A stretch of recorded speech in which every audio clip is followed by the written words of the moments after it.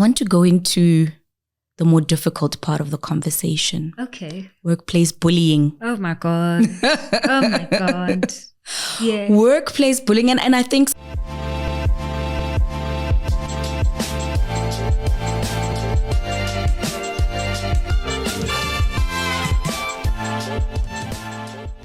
Hi guys, welcome to Mamolao. Here we are again, standing on legal business. Today we are going to discuss workplace wellness. The opposite side of that is bullying in the workplace. Today we've invited an esteemed guest. She really knows her stuff around workplace wellness and she is consulting on it. Mbali Mzinyane really knows her stuff. Welcome, Mbali. Thank you so much for having me. I'm excited to be here. Thank you for coming. Before we start, guys, Mbali is an experienced marketing strategist with a keen interest in brand building, personal development, and storytelling. Armed with background in media and communications, her experience in various working environments has culminated into the launch of Wellness in the Workplace.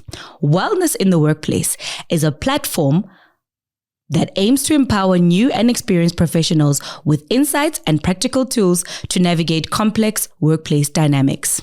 In 2022, Mbali was recognized by the networking company's Women in Tech program as one of the young women in tech with the potential to make a difference in their respective areas.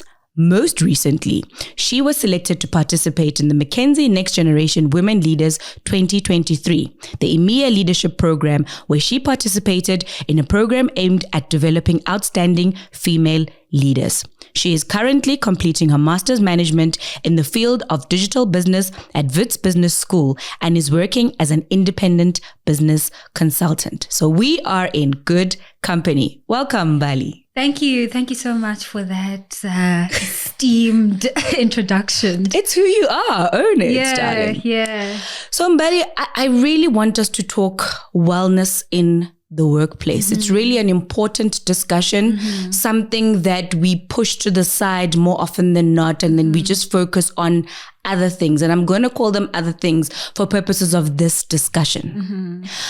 I want us to talk about what is workplace in the workplace wellness. Every year we have Wellness Month in May. And it's almost like we forget about it after that, right? We just continue into our lives, continue into our work spaces, and we really are not mindful of wellness in the workplace. Can you take us through it? What is it? Yeah. That's a good starting point for our discussion, actually. Wellness in the workplace or workplace wellness really just speaks to acknowledging and recognizing employees as holistic beings, right? So when we come into the workplace, as integrated human beings with different elements in our lives. So emotional, psychological, social, financial, and even legal elements, come into play when you come into the workplace.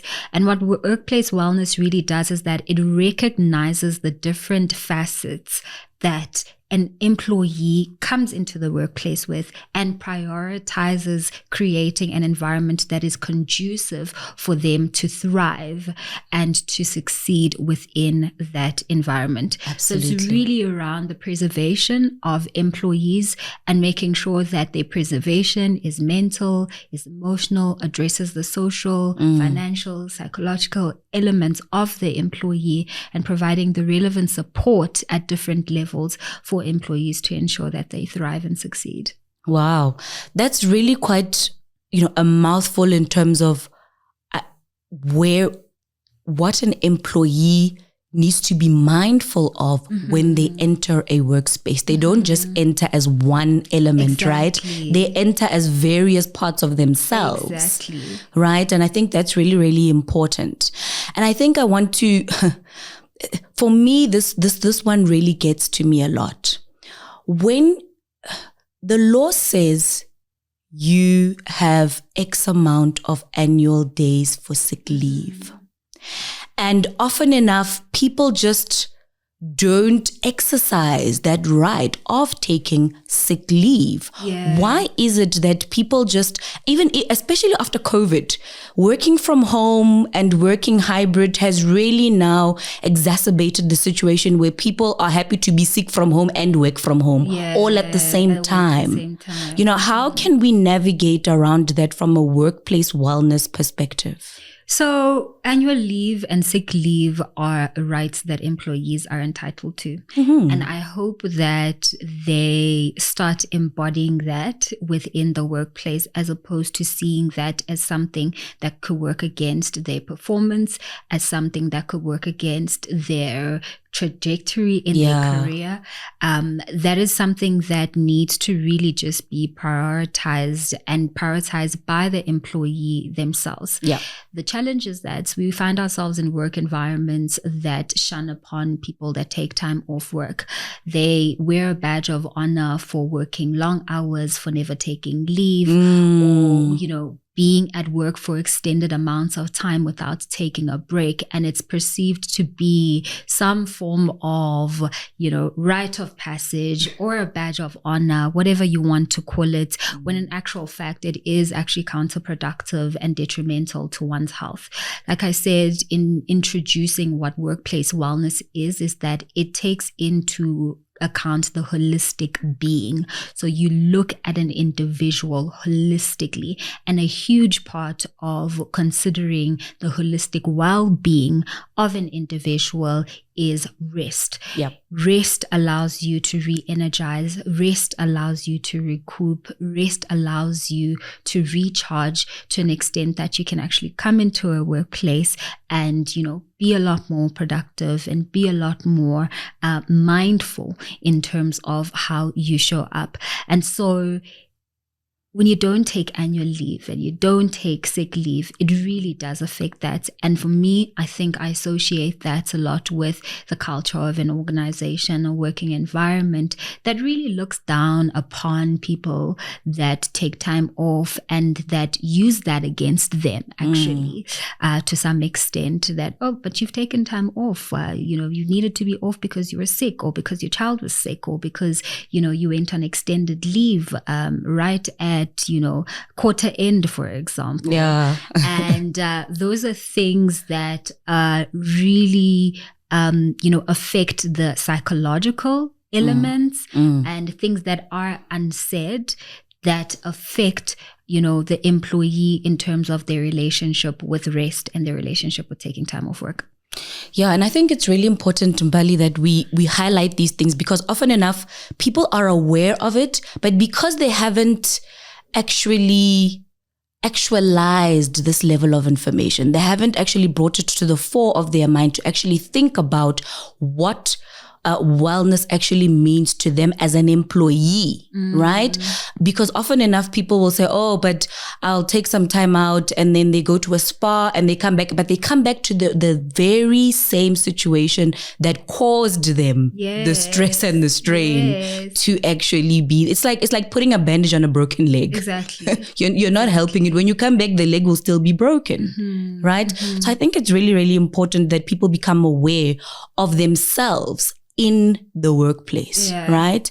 Because wellness cannot just come from somewhere. Exactly. And I mean, to the point around, you know, what workplace wellness is that there typically is an expectation that it is the employer's responsibility, but it's actually a two-way street. It starts with you first. Absolutely. So you need to understand and define what wellness is for you, and what, you know, is going to contribute to you being well in the workplace and beyond, right? And then your employer meets you at halfway by providing an environment that is conducive enough for you to be well and to be able to thrive. So you're responsible for taking charge of your wellness as an individual, but also there's a responsibility, a shared responsibility with the employer to say, hey, we need to provide an environment that is going to support you, that is going to encourage you, and that's going to promote wellness for you. 100%. I actually like how you just really summed that part up around it being a balance between the two parties, between employer and employee. Yeah, it's a shared responsibility. It is. So there are people who would say, look, I don't take leave because I don't want to be seen as the weakest link in the team. And if I do, then, I'll be marked down, or it will adversely impact my scoring, my quarter-end review, my year-end review. How can people actually come out of that mindset? Because surely it cannot be right that you are fearful of doing something that's well within your right to do so, that's really going to be helpful to you, positive towards you, that it's you looking out for yourself, because your employer cannot do everything for you. You also need to be responsible enough to know when to take time out. How do we get out of that mindset where we are seen as a weakest link just for doing the right thing? Because you can't thrive. Surely you cannot thrive and be productive. Yeah. Try as you might. You cannot be productive if you have the mindset of, if I'm sick, I'm the weakest link. Yeah, exactly. So again, it speaks to the culture of the organization, right? If you work in a work environment that looks down on taking time off work, and where you do hear terms like, oh, you're taking time off again. Oh, you are... What about your performance review, for example? When you raise the fact that, you need to be away from work for a certain period of time, and mind you, a time that you are entitled to legally, where you are protected by HR policies to be able to take time off, then it will instill that mindset if you are in that kind of environment, because it already creates that sense of fear. It already creates that sense of insecurity and hesitance around preserving oneself and taking care of oneself in a meaningful way. And I think getting out of that mindset requires a mindset shift. So understanding, again, that this is something that I'm entitled to. This is something that I'm legally protected to take, and where there are HR policies in place to allow me to be able to do that. Familiarize yourselves with those policies. Understand how many annual leave days do I have? How many sick days do I have? Also understand the nature of your contracts as well, right? Because depending on the type of work that you have, whether you're a contracted worker or you're a permanent employee, that is going to affect, the number of days that you're able to take on leave. And once you have that, it empowers you then to have a different kind of conversation with your manager. It empowers you then to walk into, your work environment and say, hey, actually, I am entitled to X amount of days. This is paid leave. And if my work has been done to, the best of my ability up until the time that I leave, and I've made sure that I've done the necessary handovers and I've spoken to the necessary people to give them an awareness, or to make them alert rather, that I am going to be away, then there shouldn't be a problem. So it's about having a more empowered approach, really, to prioritizing yourself, understanding that you are protected legally, and understanding that these are things that you are actually entitled to. And once again, this is a contractual agreement between you and your employer. It is. You need to be mindful that, as much as you are employed, there is, again, a responsibility from your employer to meet their end of the deal contractually. Correct. And for you then to empower yourself in understanding, what am I entitled to and what am I not? And if it is within the bounds of what I'm entitled to, then I should be able to do that. It starts with empowering, changing your mindset, number one, and empowering yourself with information. And once you're empowered, then you're able to have the right conversations and navigate, the challenges that come with the more not so said things and perceptions around taking time off work.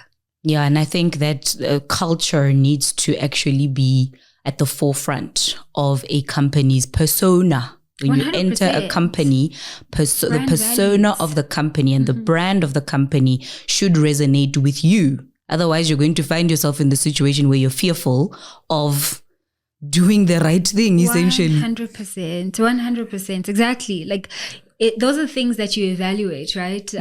About an organization. The question that you ask during an interview stage, tell me more about the culture of the organization. And I mean, I don't know if anybody has asked this question, but it's a valuable one. Asking a hiring manager, when last did you take leave?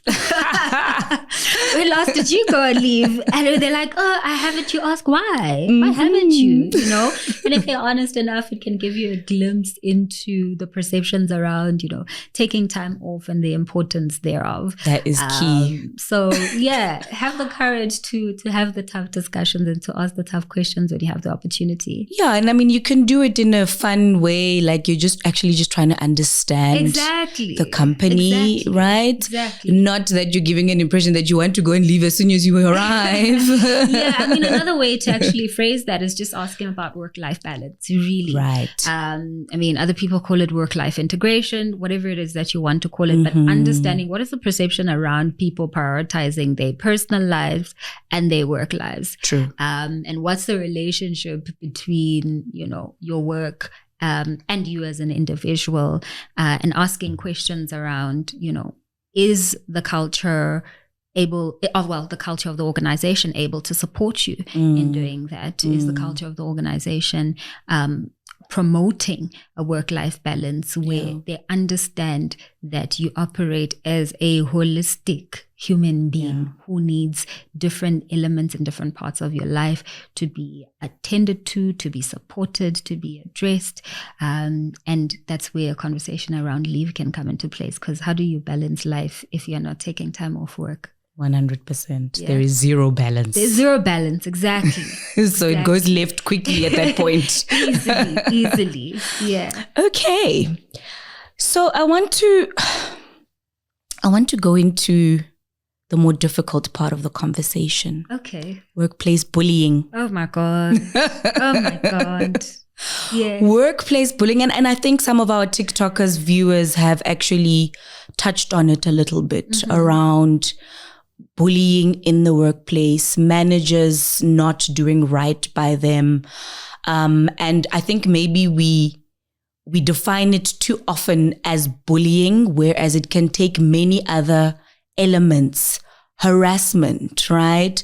In fact, there is law that has been promulgated in 2022. It's called the Code of Good Practice on the Prevention and Elimination of Harassment in the Workplace, right? So for me, this is a good start from a workplace wellness perspective, because you know, the code puts a duty on the employer to prevent bullying in the workplace. Really, really important stuff, Mbali. I want to talk about this code in particular. 4.77 says bullying is a form of harassment. It is the abuse of coercive power by a person or group of people in the workplace. It's coupled with intimidation. There's another element, which is the intentional behavior that would cause a person to fear injury or harm. Workplace bullying may involve aggressive behavior where a person repeatedly causes another person injury or discomfort.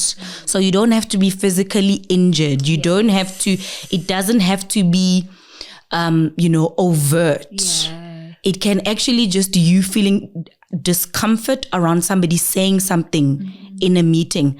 That is harassment. That is tantamount to a level of bullying, right? And I want us to really address that, because when we measure discomfort, for example, some people are really fun to be around in the office, right? People are really pleasant to be around in the office, and they make jokes and they make everybody feel welcome, everybody feel energized in the workplace.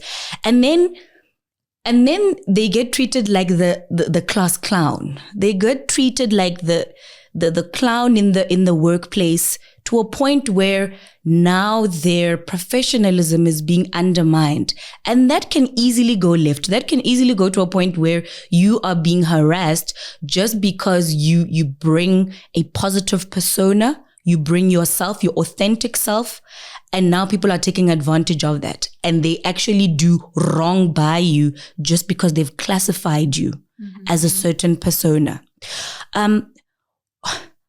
Bullying can happen in many ways and on many levels, like we've said. Can you unpack for us what are those levels where one can be bullied and or harassed? Yeah. I mean, a practitioner that I really respect when it comes to the work around workplace bullying is Dr. Mbali, right? She's a workplace bullying practitioner and has done extensive work around this. So much of, what I will be talking about will actually be quoting a bit from some of her work, but also, I guess, from my own research and personal experience when it comes to workplace bullying. Hold on.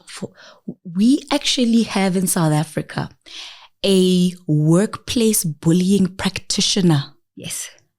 That is the most amazing and important element of what we're talking about, because clearly there is a need for people to study this thing. Definitely. And to actually get it right. Definitely. And fix it, essentially, right? Yeah. Wow, Dr. Ngamutse is really... tell us more about what she does and what she talks about. I mean, I'm not going to speak too much on the work that she does, but in terms of, our interaction via the platform, is that it's really just around rehumanizing the workplace, number one. And it's really around giving labels and names to things that were previously overlooked within the workplace.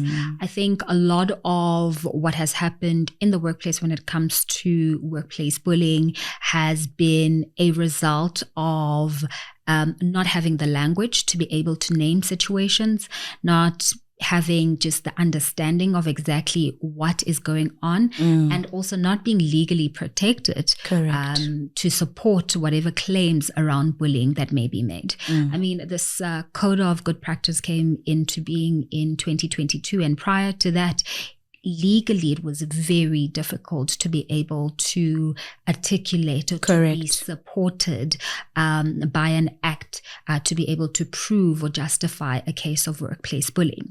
So in terms of just the initial question you asked around the different layers of bullying, I mean, the different signs that are there. You already mentioned intimidation, which is one that is huge. Intimidation that can happen overtly or covertly. Things like isolation, so deliberately isolating you as an individual from team settings, team meetings.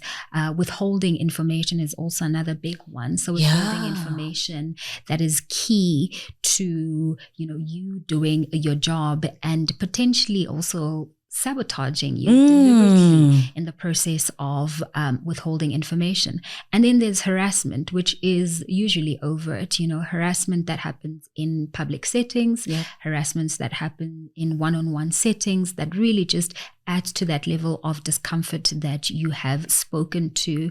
And then lastly, just, that continued and consistent nitpicking, whether it is on your work, whether it is on your looks, whether it is on how you present yourself, and those are some of the signs that can be present at different levels.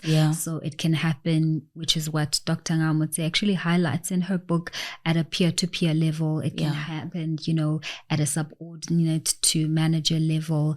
And really at the crux of it is about wanting to maintain a sense of power, wanting to maintain a sense of dominance in a situation. Because the one thing that we need to remember is that a bully is a bully is a bully, right? The same bully that you used to see in the playground at school that used to just dominate and want to intimidate other children for whatever reason is the same characteristics of a bully that you would see in a work environment. Just because there's slight seniority or that people are older, it doesn't mean that there's a level of emotional intelligence or self-awareness that allows them to undo that behavior. Some of that behavior is actually carried through.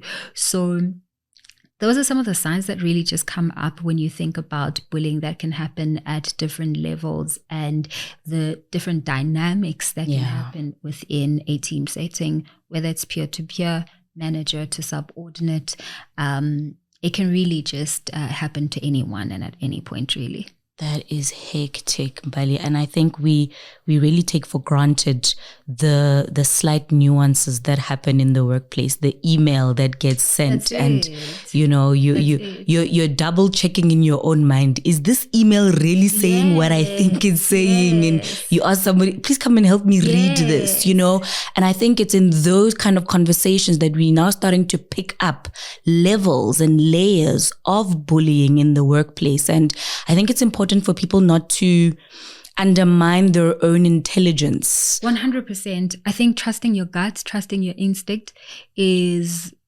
the number one thing that you need to be able to navigate a situation with a bully. I think in the initial stage, before you even have the language to be able to call it what it is, you'll doubt yourself a lot. And this is, from personal experience at this point, is that you start off with a phase and a stage where you are doubting if what is happening is really happening. Correct. Right? You are questioning your own judgment. You're questioning your reality. Because another thing that bullies are really good at is just creating that sense of, gaslighting, making you question if what you're seeing is really what you're seeing. And they're very good at manipulating people that are around them, manipulating situations to work in their advantage. And so you could potentially experience a bully in one way when you're having one-on-one interactions with them, and then experience them in a different way in a public setting. Right? Because for them, it really is around maintaining a sense of appearance. And if the appearance that they want to portray and maintain in a public setting is one of somebody who's maybe inclusive, somebody who is, a team player, then they will position themselves to look like that. And then in one-on-one settings, it's a different person. And that already is a jarring experience. Correct. Because you're like, whoa. But you were this person here and you were that person in a different setting. Where's the consistency? What happened? Right? And so it's things like that start eroding at your confidence, that starts creating that sense of insecurity, that start making you question, is what I'm seeing actually what I'm seeing? And at that phase, I think that's when it's important to have people around you that you trust, that you can validate certain experiences with. I think in my personal experience, that was important because I was fact checking, basically, and sense checking. That did I see what just happened? And did you see the same thing? And the moment that you have somebody that corroborates and validates what is happening, then it gives you, again, that sense of empowerment to say, okay, so I can call this for what it is. Yeah. And then secondly, really just having or developing the language to then name these things. Then you start doing your own research to say, okay, difficult relationship with managers. And that's the thing. A lot of people classify workplace bullying as having a difficult relationship with their manager. Yes, and it's not. Or their manager being a difficult person.